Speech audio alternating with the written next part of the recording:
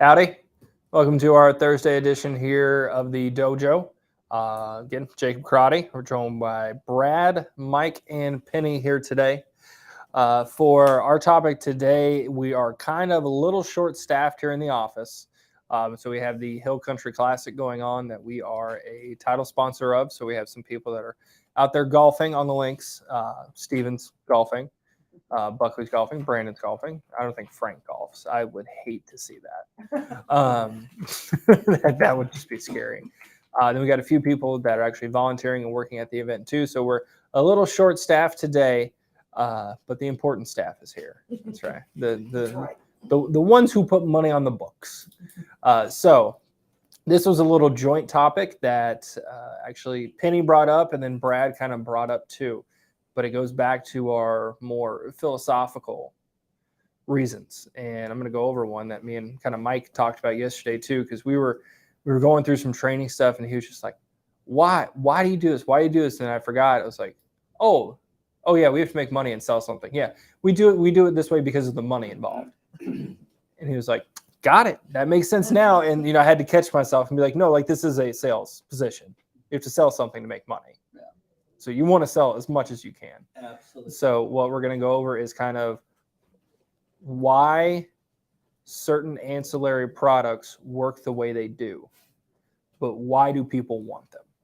Why is this plan built for you, and why we don't sell you something you don't need is how it starts. And to kind of give a little background to it. So yesterday we had Mike in here. We were working on going through some of the script, but the importance of if somebody wants to talk about their dental plan when they call in, you say, perfect, we can certainly take a look at that, but I got to make sure everything else is in place first. And, we got to make sure your meds up, your final expense, your cancer policy, your dental, and then your drug plan. We got to make sure all that's set up, and we'll do it one by one. We're not going to skip around. We're going to start with what's most important. Your med sub. And Mike just kept asking, he was like, why? And I was like, well, it's your most important. That's your health coverage. That's how you go to the hospital. It's where all your bills are going to come from, the big ones there. He was like, but why? And it finally clicked, and I go, because of the money is what it is. You get a higher commission, and you get paid more renewals on it than anything else, any other product that you offer. True. So if somebody's coming in and they want to talk about strictly dental first, or I use the example of somebody who's turning 65 and their big worry is their prescription plan. We're going to get to that eventually, but there's more important things too, because not only is it important for them with their health coverage first, and then we'll get to prescription, then we'll get to everything else, but it's also important to you because as an agent, that's where you are going to make your most amount of money as possible. So you always start with what is most important to them, but what's going to make you the most money as well too. Because if somebody just wants help, they're turning 65 and they want help with their Part D plan, if you get suckered into that, you're going to get their Part D set up for them, and then they're going to go, okay, great, thanks, and hang the phone up because you didn't address it. So that's why he kind of brought that out of me. I was like, no, dude, it's the money. It's the money. You can do everything correctly, but really the reason why is because it's the money, but it's the most coverage that they have. So we'll open it kind of up here. Really simple questions. I'll start with Penny here. You first. For if I was 65, I made $50,000 a year. Okay. Why would you recommend me a supplemental plan? Well,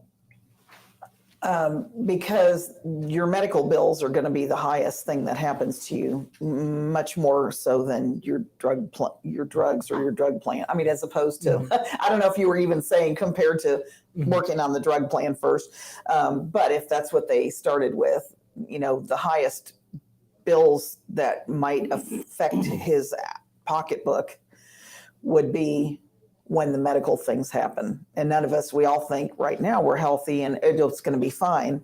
But it's like back to that car insurance thing. You don't wait till you have a car accident and then shop around for plans. It's too late then.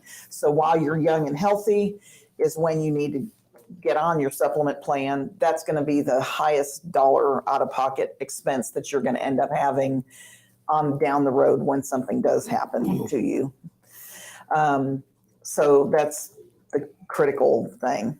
Then you can do the drug plan after that. And we're gonna work through some of these products and everything like that. And I just want to get everybody's opinion on it, because over the years I've kind of changed my why. Why do you need a supplement over an Advantage plan? Versus also sometimes why do you need an Advantage plan over a supplemental plan. But I'm curious what your guys are. And Brad, I'm curious about yours too, and if it's changed in your 10-year plus career, why you would recommend a supplement. Yeah, I'd say what you want to do is get them to tell you what they want. You know which way you're going to go. If it's going to be supplemental plan, you already have in your mind what you're going to sell them. Get them to tell you that's what I want. And you do that through selector questions. You start whittling it down. Oh, yeah, that's what I want. I want that one. You know, and you're kind of leading the witness. You know, you can take them down that path, but you have to create the need. When it comes to ancillary products, a lot of people haven't even heard of cancer plans. I mean, they get stuff in the mail. Why do they need it? You know, my supplement's going to cover. Why do I need a cancer plan? Again, you have to build value, create the scenarios. You're going to need some extra money, maybe 5 people in. And let's face it, you know, you get cancer, it's certainly nice to get a check. And we're talking, Brad, strictly supplemental. Oh, strictly supplemental? Yeah. Why a supplement over an Advantage plan? That's why. Oh, well, that's easy. I mean, you've got coverage versus iffy coverage. Okay, so I mean, it's like pay as you go for every single thing. Yeah, you're really not getting anything extra. I mean, you turn 65, you're on Medicare now. Why would you want to go to a plan that's very similar to your group plan, where you've got copays and deductibles and networks? Don't you want something extra? You know, you're on Medicare now, you're going to pay for a Part B premium. You know, you want a little bit extra from that, you know, the ability to go everywhere and, you know, not have any out-of-pocket costs and not have networks. And, you know, and you just ask them the question, you know, you want your insurance company dictating where you can go and dictating what kind of coverage you're going to get. They're always going to say no. You know, and you just, you know, just seed it. But to me, it's a no-brainer. Yeah. Medicare supplements are what drives the train. You know, renewals, that's where it's at. And Advantage plans, when it comes to money, you may be able to rewrite them every year, maybe, but you're not building a renewal base. You're just taking money out of one pocket and putting in the other, you know, unless you can somehow just keep them on the same plan, which is not good for the client. Anyway, I'll go on and on. no, that's okay. And I know, so yours is really coverage. So we have cost, we have coverage. Mike, I know you are still relatively new to it. You're like Ryan Reynolds and Remember the Titans. You know, one of the first few roles, has a few lines to it. You know, you're not quite. Was Ryan Reynolds Ant-Man? Is that him? It's Paul Rudd. Or Paul Rudd? Deadpool. That's what it is. You're not Deadpool Ryan Reynolds yet.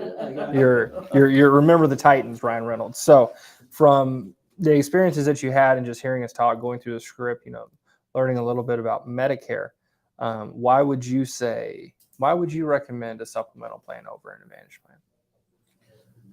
Being that I'm very new. It's okay. You can be wrong. Okay. It's okay. Being third day, Mm-hmm. You're trying to pitch value.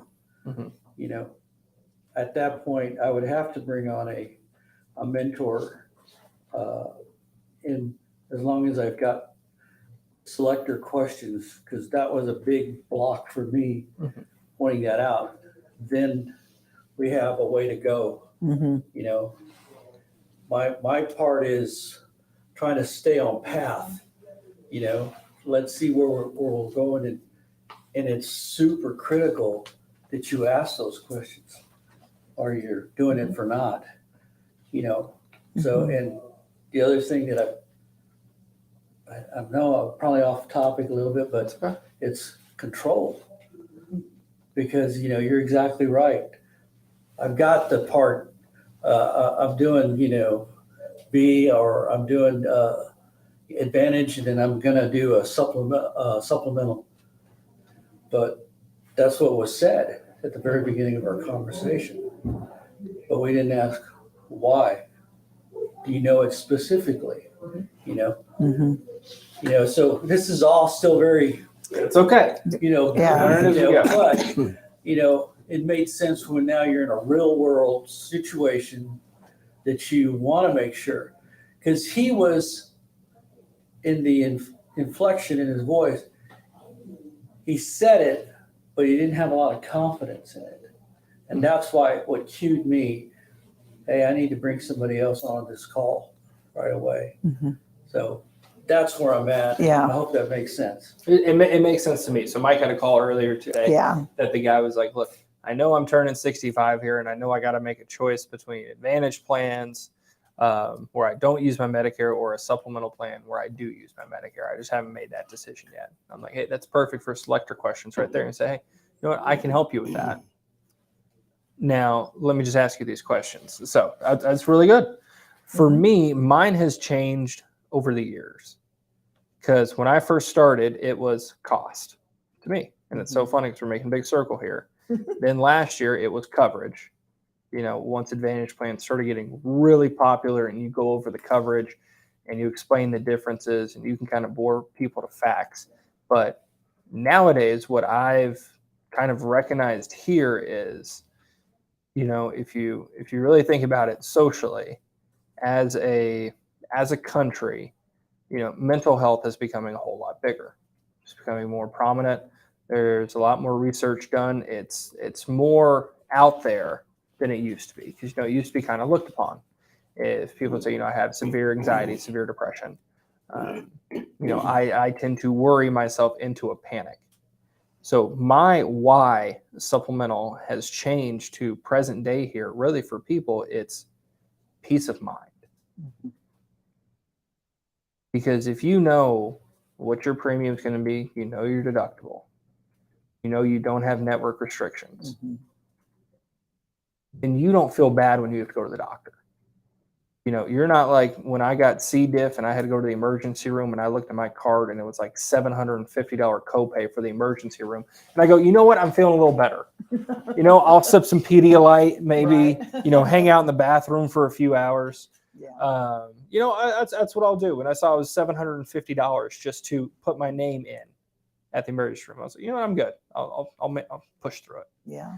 But that's a reality that these people face. And especially too, when you get older, you want to care less about stuff that doesn't matter to you. These people, again, I always say, insurance is not a tangible thing. You can't hug it, you can't touch it.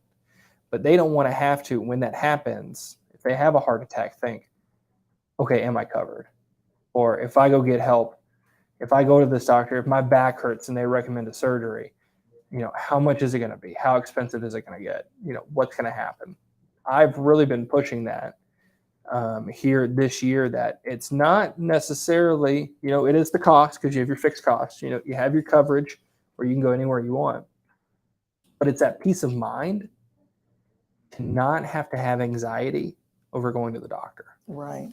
Because especially if you get some really sick people that are turning 65, like one guy that I had in Lubbock, that he was paying $900 on his wife's Blue Cross employer coverage. That's the addition. Him alone was $900 to add on to it. Oh, gosh. But like he had type 3 diabetes, that diabetic.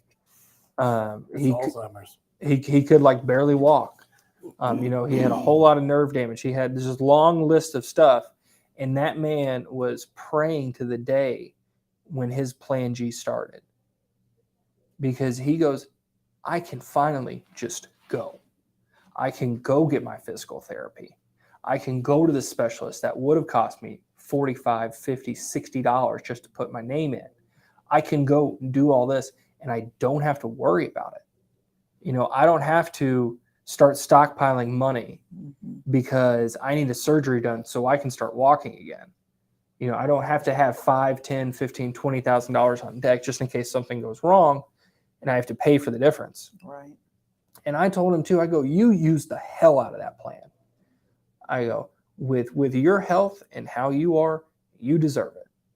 We know from the get-go, this is going to be your plan for the rest of your life. We do. You're never going to be able to change it just because of your health. And that's how it is. But at this point here, you are now able to go do whatever you want. So book that cardiologist, book the endocrinologist, book the gastroenterologist, book the respiratory doctor. You don't have cancer, but you want to do an appointment just to get your name in, go make an appointment at the oncologist. Go get all these people ready. That way they have your insurance, because with your health, something like that is going to come up. It just is. We're not going from 0 prescriptions to all of a sudden 25. We're starting with 25. Right. You're going to take a few away every now and then, but the majority is probably going to grow. And so for him, it wasn't the cost. It wasn't the coverage. He was in control of his own plan. But for him, he goes, I just don't have to worry. And that's what I've seen a lot when talking with people, especially, when we're comparing supplemental plan versus advantage plan. One is a fixed cost. One is you have an amount you have to hit. Yeah. And tell them, would you rather gamble not paying anything, but paying as you go? So that means you get one January 1st, you could go to the emergency room, get put in the hospital, have to have, bypass surgery, have a pacemaker, defibrillator put in, and January 3rd, you're already $7,000 in the hole. Now you're done for the year, which is terrific. Not everybody has $7,000 in savings to pay for a bill. And just that quick, within a month or two, here's your $7,000 that you owe for your MOOP. It's that sense of, I know I'm covered, so I'm not going to freak out about it. I'm not going to be anxious about it. Yeah. That really I try to instill in people when we're comparing the two. And kind of vice versa too. Now for people where it's why an advantage plan versus supplemental plan. There are some occasions where it works a little better. It really does. I mean, if you are, I'll say this, if you're in a big city in Florida, okay, and you have an advantage plan, and you have one doctor that you go to, and you're super healthy, and you take one prescription, there's probably an HMO plan out there that doctor works with where your out of pocket is $600, $800 for the entire year. That's a terrific plan. That is. It's a terrific plan that is built strictly for that person.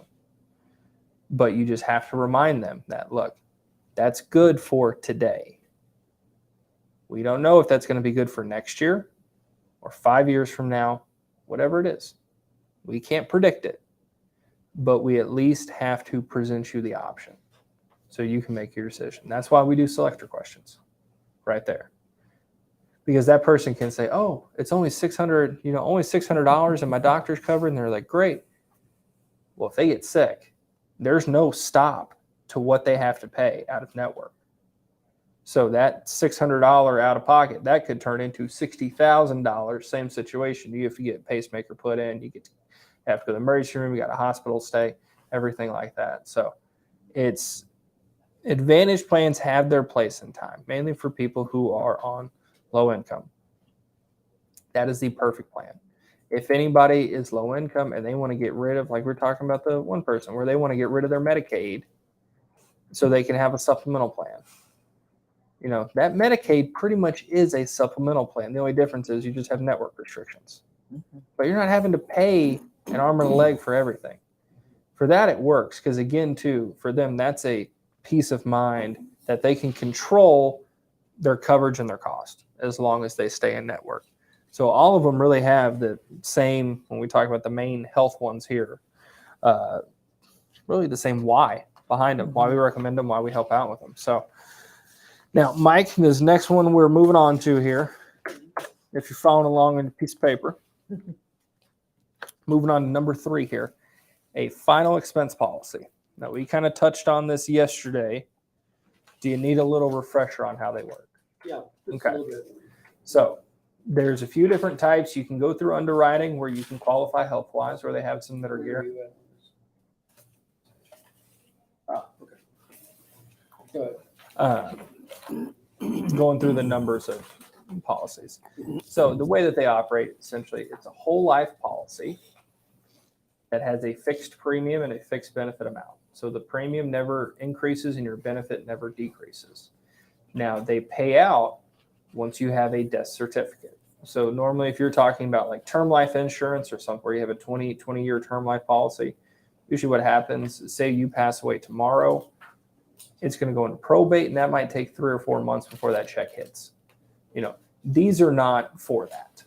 What these are for exactly how we approach them. They're burial and your final expense. They're not made for $200,000 payouts, $1 million payouts. They're not made to leave a legacy behind. They're there to leave to the person who is in charge of burying you. And it's something a lot of people don't think about.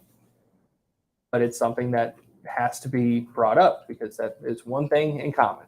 Everybody who's alive has been born and they're all going to die. Back to life. So the way that they operate, you might pay $20 for $5,000 in final expense. You pass away, once you get a birth certificate, you just have to send a copy to the insurance company. They'll cut the person you have on the application that full check amount. It doesn't matter if you've had it for 2 years, for 5 years, for 10 years. You've paid into it, but really if you're looking at getting them young, in your 50s, in your 60s, it's really a lottery ticket is what you're doing. Because if you're super healthy and you get one when you're at 50, you're probably going to live to be 80, 85, 90 years old. So at that point, you have it in the bank in case it happens, but there does come a time where, okay, I've paid enough and I won the bet. I didn't pass away before I hit my time. So that's really what final expense insurance is. Now, Penny, why do you recommend a final expense policy? Why do you believe in it? Well, because like you mentioned, we're all going to need one. And I think many people haven't thought about it, but in all honesty,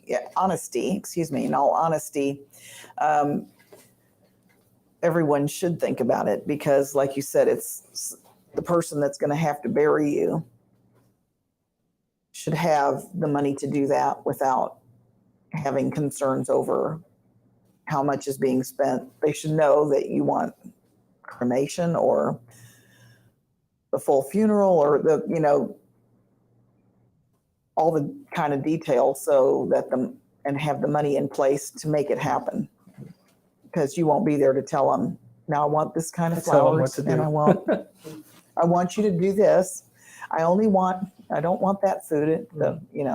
Whatever your wants are, you won't be there to help them get it organized. Okay. So, all right, Brad, what is your why for final expense? Well, I'd have to say, these type of plans are not for the dead, they're for the living. And it's all about that person that's taking care of you. You want to make sure that they're taken care of.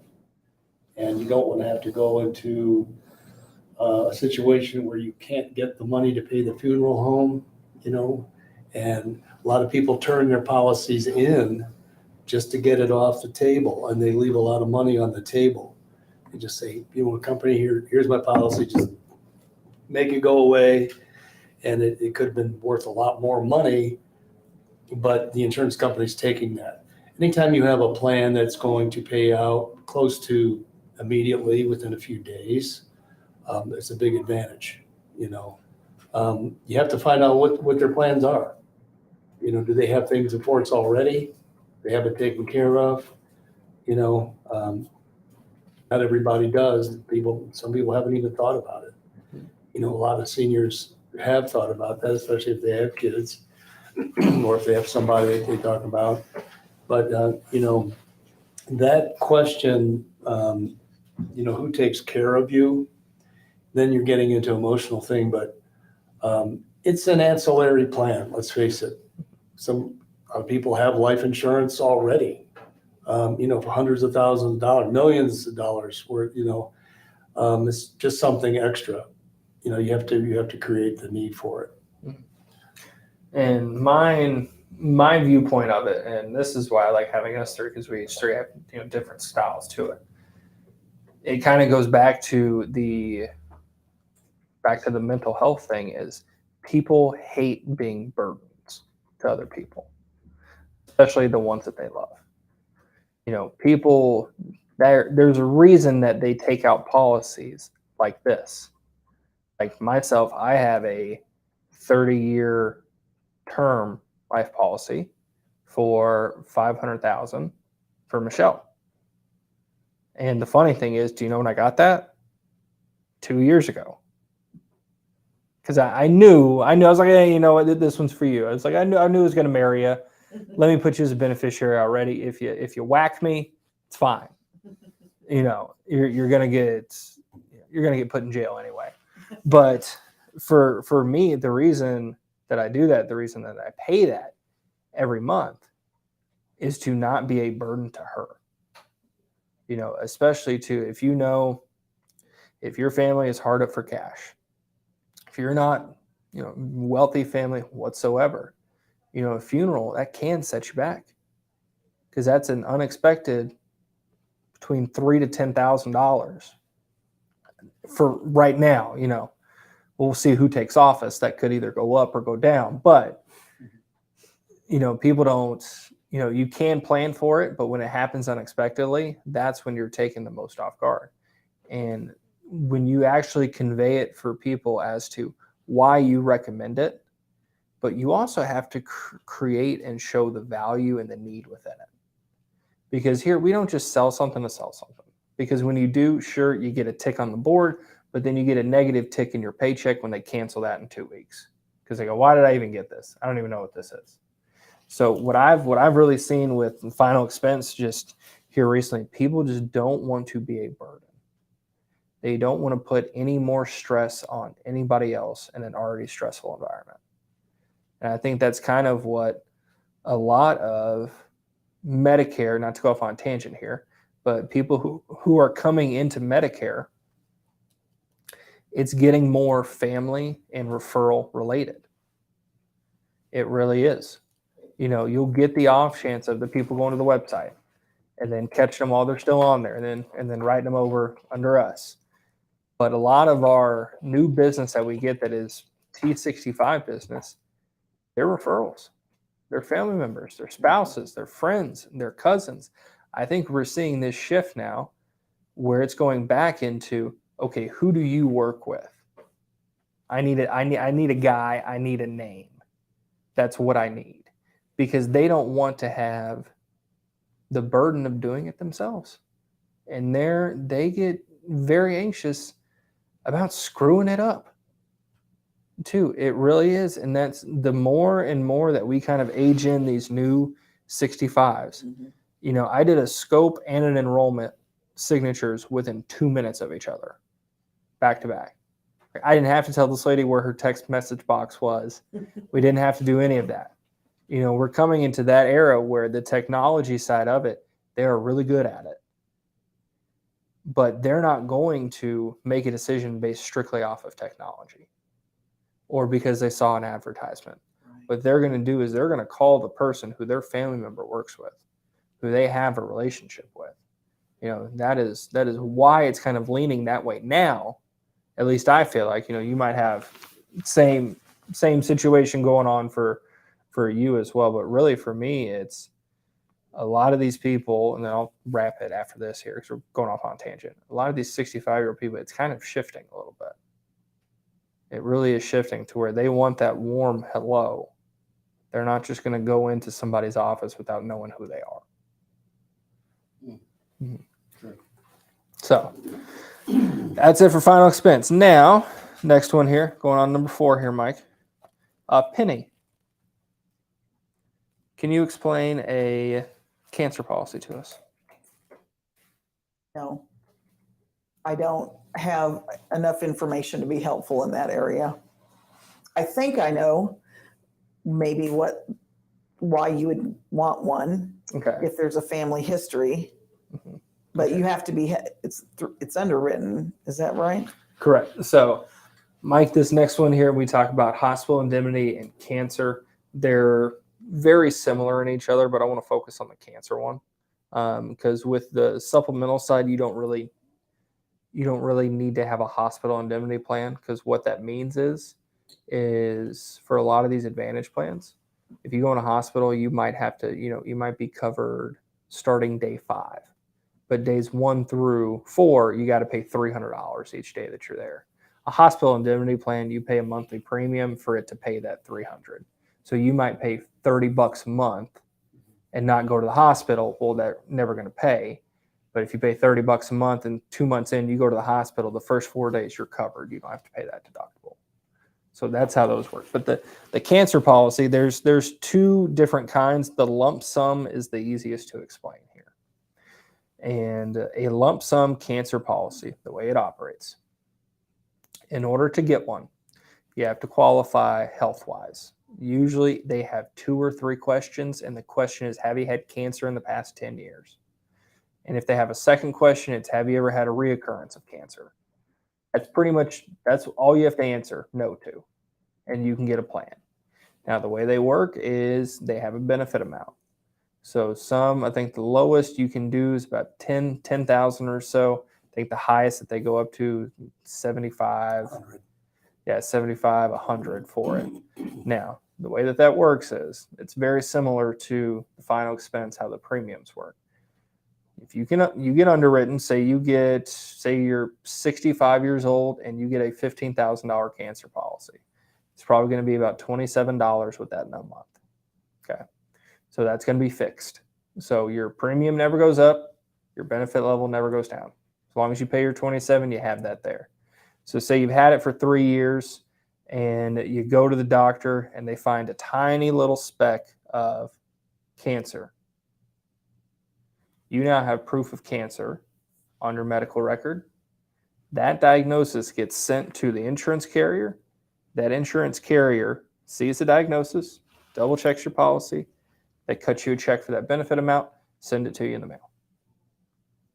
So I think when we were talking about this yesterday, it's, again, with some of these ancillary products, it's a lottery ticket for your health, is what it is. Yeah, I didn't quite understand when you said a lottery ticket until you explained why behind it. And I was like, okay, got it. Now Brad himself, he has a cancer plan. So why don't you tell us, Brad, why? Why do you have one to start? Not why do you sell them? Why do you have one? Well, I not only have cancer, I have critical illness plan as well, heart attack, stroke. When you look at the statistics, there's a pretty high statistic you're going to get something like that, and you're going to get some money for it. Now, I've had situations with clients, they balk on the price of a final expense, but then you can shift to a cancer policy and say, look, I can get you a $10,000 cancer policy for $27 a month versus the $50 or $60 a month you're going to spend on a final expense. One of my clients, she called me up, Brad, I'm going to need to turn in my cancer policy. I'm like, oh no, what happened? She says, well, they gave me 2 months to live. She was able to cash in that cancer policy, got immediate payment. She was able to give that money to her daughter for her funeral. And it was about a third the cost of a final expense policy. But, the statistics for cancer, especially as we move forward in time, all the crap we put in our food, et cetera, cancer rates are going up and up and up. In the case of men, take prostate cancer, a lot of times, especially older gentlemen, they'll get a little speck of, cancer.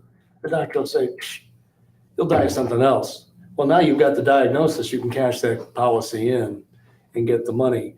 It's just an additional protection. And it's always nice, I mentioned before, it's nice to get a check when something like that happens. There is underwriting, not every company. In fact, I got my wife a medical plan because they say, have you had instance of cancer within the past 10 years? There's a time frame. Yeah. Well, she had a little bit, a spec show up, 15, 20 years ago. She was able to get approved. So there is underwriting involved. You have to know which companies you can go to, which you're going to ask what questions. But some people, they'll go up to like $100,000 and I mean, that's a big payout. It's like a med sub premium. No, it's going to be 150, 200 Yeah. bucks a month. Yeah. But if you have a history of cancer in your family, my gosh, I mean, when you look at the actuarial statistics of that, your payoff, I mean, insurance is you're betting with odds. It's risk. Right. You're assuming a risk. You're paying money. Am I going to cash on this insurance? Money's going to make money. Usually the insurance company wins, but you're going to die of something, and history shows it's going to be cancer. It's going to be a heart attack, stroke, pneumonia.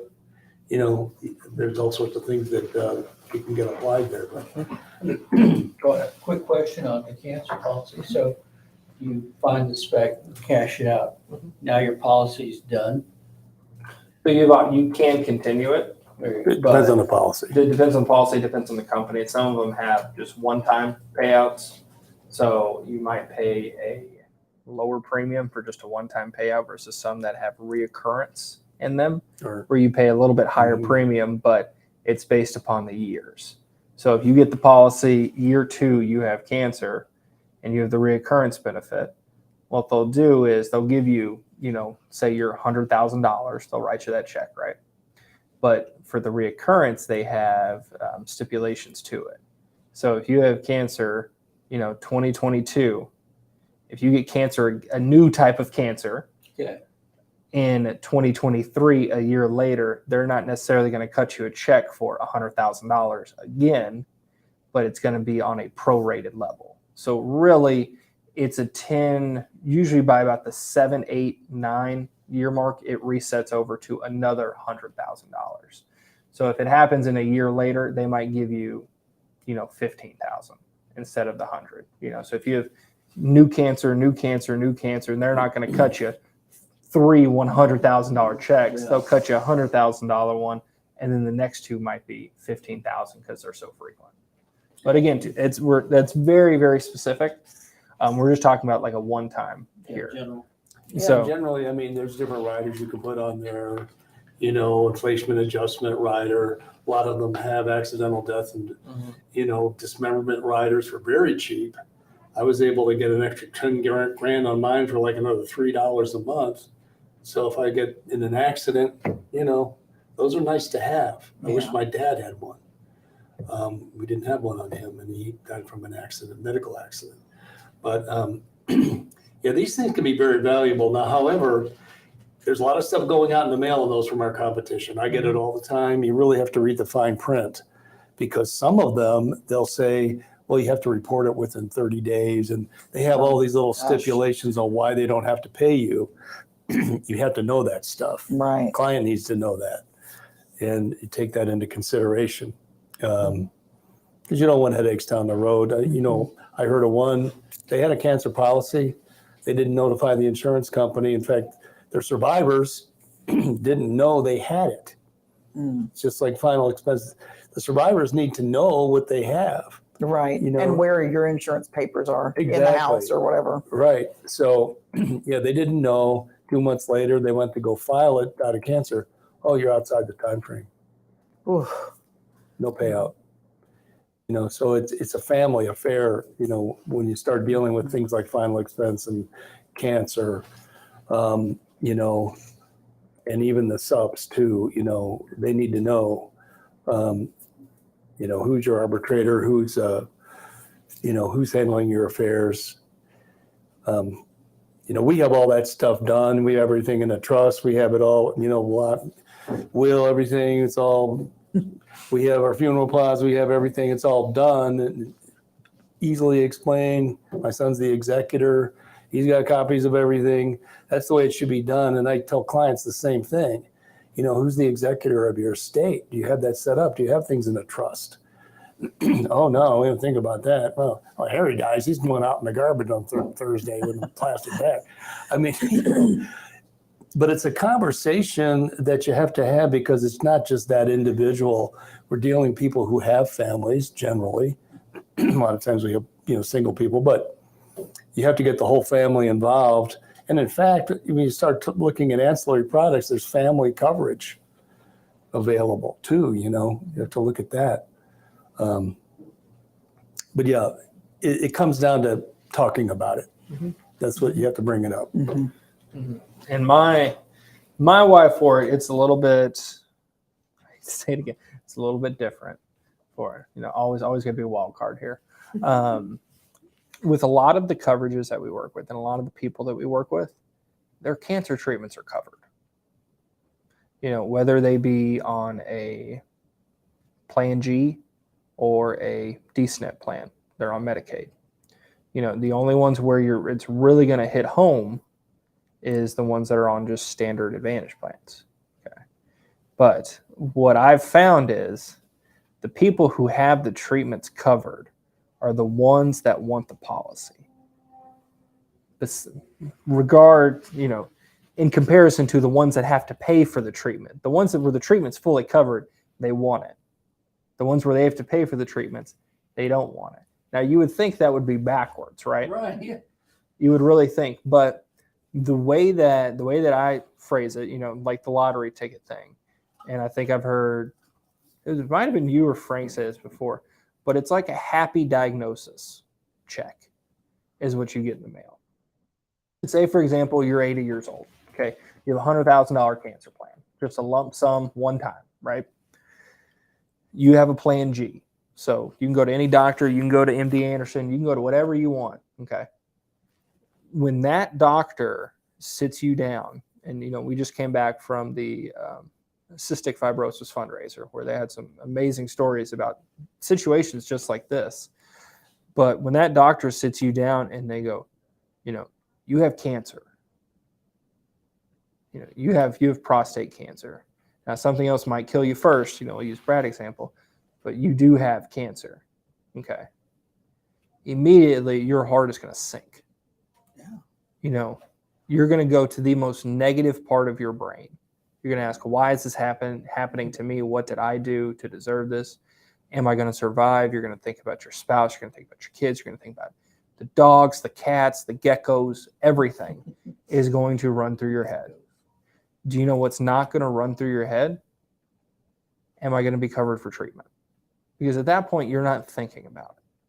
You know, that doesn't matter at that point. What you're thinking of is the one you love or the loved ones you have and how they're going to adapt. Because now you have to tell them the news. You have to have that conversation with them. So when I bring up people who, you know, we'll talk to somebody with a supplement with the Plan G, for example, you know, I approach it in the way where when I'm going through all of these here, you know, I tell them the two most expensive treatments you are going to have is heart surgery and cancer treatments. That's going to be the most expensive out of everything because it leads us to talking about heart attack and cancer plans, you know, but it is factual. And now, if you have an organ transplant, that's going to throw everything out the book, but not everybody's going to have an organ transplant. You're going to have more people have a heart attack every year than have a senior above 65 get an organ transplant. It's just a fact. But for them, when we're going over benefits, when we're talking about why I recommend, why I believe in something, again, that plan it's not for you. You know, it could be for your loved ones, but it's really for you. Because you could be, like I said, you could be 80 years old with a $100,000 cancer policy in the bank, you know, and you get that and you go, oh my God, I've just been diagnosed. And then it finally sets in, okay, what are we going to do for treatment? You start talking about it. And then you realize, I have a Plan G. I can go to MD Anderson. I can go to a different state that might specialize more in this form of cancer, that might treat it better. I don't have to just go down the street. You know, I grew up in Temple, and it was funny. It's just like, I don't have to go to Scott and White. That's 5 blocks away. You know, Scott and White had a craniofacial surgeon when I was born. And do you know what my mom said? We don't want that guy. We want the guy at Children's Hospital, Dr. Hobar, who is a renowned craniofacial surgeon across the world. We want him to do the cleft lip. We don't want the guy from Belton, Texas that went to UMHB to do it. We don't want that. You know, she had the freedom to say, we're going to Dallas and we're going to get this done. We're not driving 5 blocks and settling for that surgeon. We're going to get the best that we can possibly do. That's what you can do with your Plan G. If there's a specialist in Oklahoma that does, breast cancer better than anything around here in the area, you best know if that happens to my mom, we're say, we're going to put you up, or we'll make the trips. Sarah lives in Dallas. You can stay with her and we'll just trade off driving up to Oklahoma. You're going to do that because you have the ability to do it. So when I bring these up, it's more of a happy diagnosis, like I said, because when I factor it in and I bring it up and I present it, it's not only for you, you got diagnosed with it, but you had the best health coverage possible to treat it. But now you have a little payout for it. You have a little fun money, but as well, it's expense money. So the examples that I just used, like me with a cleft lip, where my mom said, screw you, Temple, Texas. We're going to Dallas. You get that $100,000 check. Now you've got gas money. You've got transportation. You've got hotel rooms. You can do all this here, not with your same budget, but just because you got that diagnosis. Or we've had people too that, Brad talks about where they have a plan. This is back in the day. They have a plan F. So they have no expenses whatsoever across the country. They'll get diagnosed with cancer. They'll go take a cruise. They'll go on vacation. Mm-hmm. They'll go do anything like that. Number one, to kind of get their mind off of exactly what's going on, which is understandable. We're talking about a lot of mental stuff today here too. It's very understandable. Yeah. But you have that freedom to do with it whatever you want. Because at this point, where if you're on the just standard Advantage plan, and say you have a $13,000 out of pocket, if you get a cancer policy for $20,000, you're like, okay, that makes sense. This Advantage plan might be $0 and this cancer plan might be $35, but at least I'm covered for that amount of risk. Some people would say, okay, that's nice. Well, you're already taking away over 60% of that benefit that you got. And that's just for treatments. That's not bringing in drugs. That's not bringing in travel. That's not bringing in family. Doing all the additional expenses. You're using that money strictly for expenses versus this is going to help cover gas. This is going to help cover hotels. But as well, too, I'm going to have some money left over to enjoy myself before I pass away or pass it on. Or before I start all the treatments.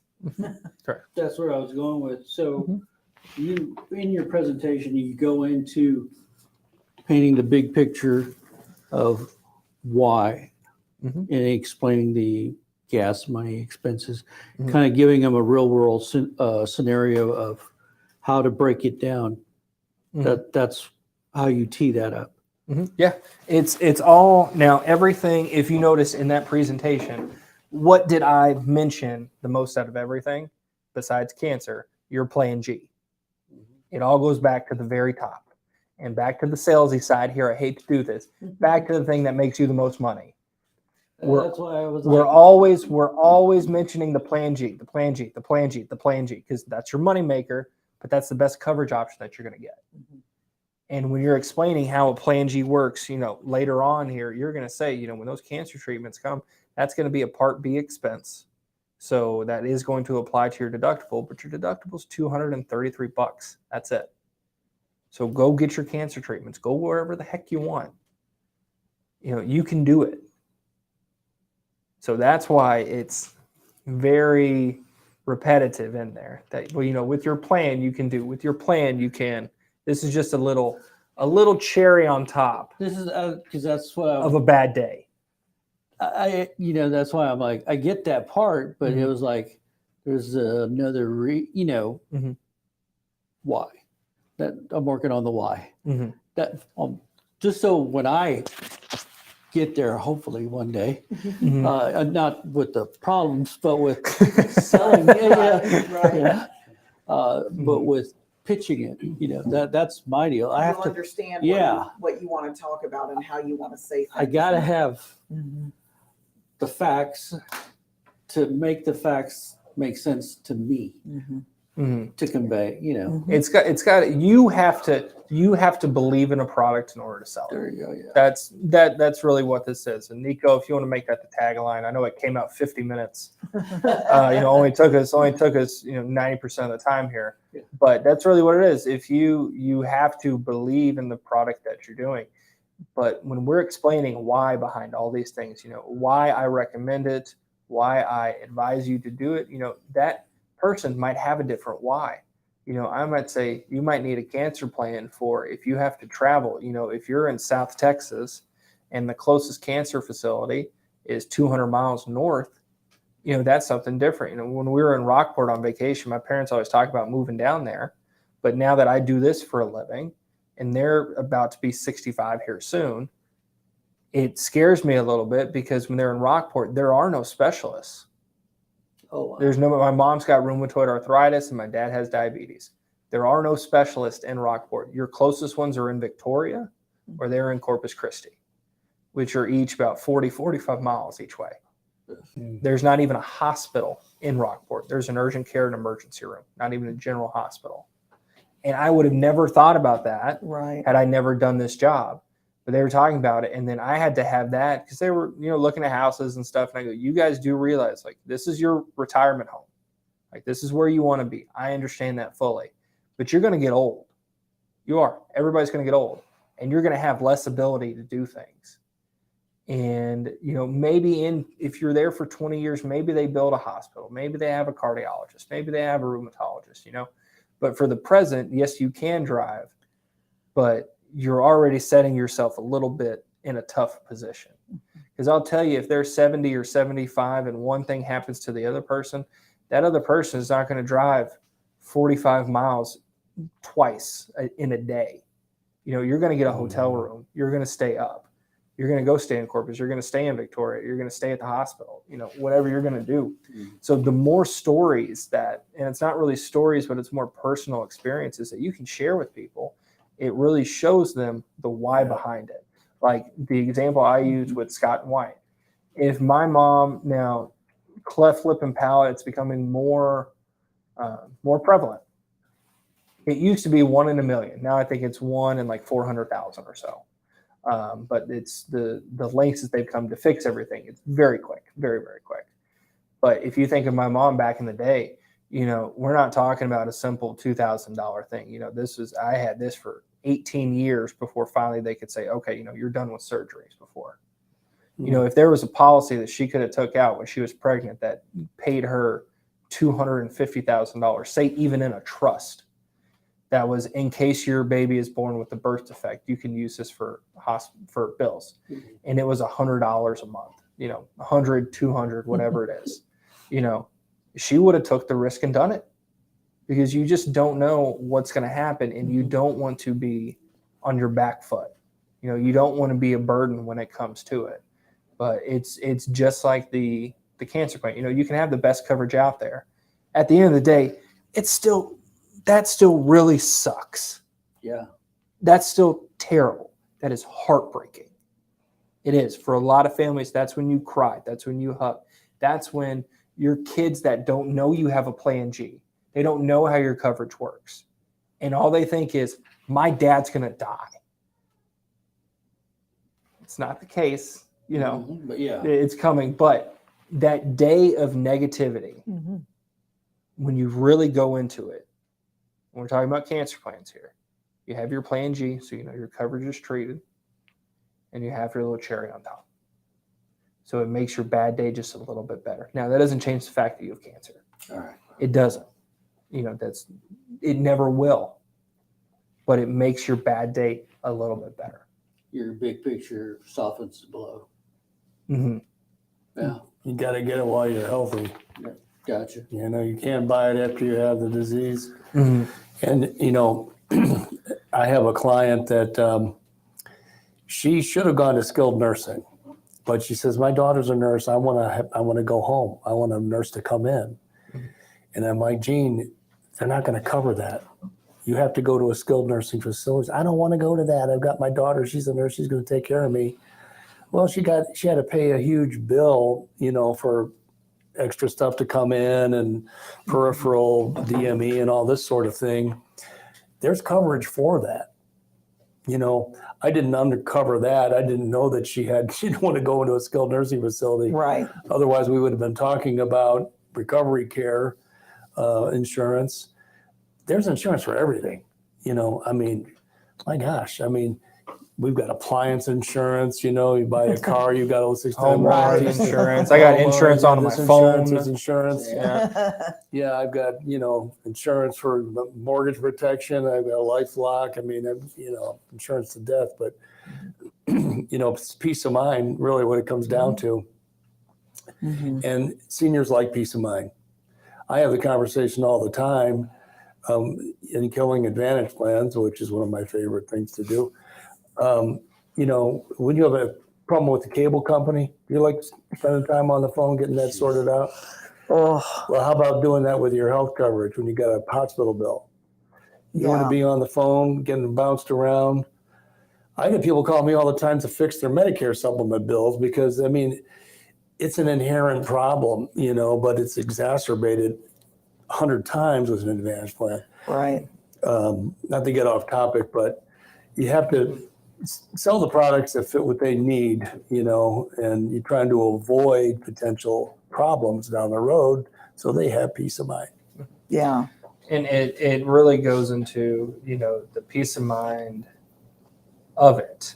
Oh man, I just lost it. What was it? Shoot. It was kind of like the peace of mind thing. Oh, of course, it'll come to me back once the camera stop rolling. No, it will. That is going to annoy me. You got all 2 day. minutes. Yeah, I got 2 minutes here. Oh, okay, Penny, you talk for a minute and a half. Let me see if I can pull this back together. Well, so just like you were saying, like there's so many problems with working out the billing, and for the family Got it. or someone who can be, the older we get, the less interested we are in taking care of those kind of calls. I guess maybe I would say a lot of people's patience gets shorter. And so it's kind of better if somebody in the family can help you with that, but not everybody has that. So Seniors hate that stuff. yeah, yeah. So you remember. I remember, and I wrote it down too. Good. As with every insurance, and we use Brad examples, and the example that I taught Penny that she always laughs at when we talk about people. We didn't get a chance to talk about dental, but that's okay. People look to buy insurance when it's too late. That's the issue. Yeah. I can't tell you, because the older you get, you know, we talk about peace of mind here. People just don't think about it. But you don't wreck your car and then call State Farm and ask for a policy. They're not going to give it to you. It's our job to instruct them. Let them know that, because a lot of people that get insurance, they just go, yeah, just get it to get it, you know, get it to have it. They don't see why they have it. And one of the main components with a lot of stuff that we do with supplemental, with final expense, with cancer policies here, we recommend them a lot because you can qualify for it right now. Oh, yeah. You might not qualify in 2 days. Yeah. You might have a heart attack this afternoon. It happens. Yeah. And it happens. Just like the lady, if you notice in my style, I always bring back stories. Yeah. Stories and real life examples. My lady who was perfectly fine, who went swimming, and she was walking to her car and her heart stopped. And they pronounced her dead, but they were able to bring her back. You know, she never had any heart issues. She never had any heart scares. She goes to cardiologist once a year. She's swimming middle of the day, walks to her car, dies, and then luckily is able to be brought back. Wow. You know, you can't plan for it, but when you have examples like that, when you have stories like that, and feel free, one tip in this office, steal every person's story that you talk to. These third-party references are huge. Steal every story. I Yeah. used to steal so many of Nick's stories. I would tell stories about Nick. Nick was a guy who worked here, he was like 68, 69, 70. 68, yeah. He was 60. I used stories about Nick and his Medicare. I used Brad Jenkins as a story about his Medicare, how he just had his cataract surgery, how he doesn't have a drug plan, how Brad has a plan G. And he's been doing this for 10 years, and he wrote his own plan G. So if you're in the business and you're doing it yourself, and you're the agent and you sell yourself a plan G, what does that tell me? Okay, he is fully bought in to this plan. Mhm. He knows that that's the best plan for him. That's the easiest marketing strategy he can do. I tell He can people go, I have it And myself. that's what I'm going to do for if I thought myself. advanced plans were good, I'd have one too. Mhm. You know, He I've got can a say plan that as G. well. Yeah. So it kind of goes back to it. Just find the why before it's too late. That's really what it is. So That should be your hashtag. I got a lot of them. I got Pro Move there. I know they did that video. They said Pro Move, be a human, stay positive, test negative. That's another one. Just a watching catchphrase machine here. Cheese in the rat trap. Cheese in the rat trap is always free. You know, I said that one time, but I tell you, this is why I'll take it out on here. This was before I was deleted off Facebook. I use that because somebody was talking about Advantage plans, and I go, the cheese in the rat trap is always free. And they go, what type of used cars are you selling? And I go, more subs than you. So thank you guys for joining today. I know we'll probably even going to get more philosophical on Fridays once Steven's back here, but Fridays always are really deep dive. We talk about fear a lot on Fridays, which F&F Friday. But thank you for hanging in there. Again, if you have any questions, leave them in the comments here. Go to insureourselves.com, leave us a like and follow on YouTube. But at the end of the day, go sell something. Thanks, guys.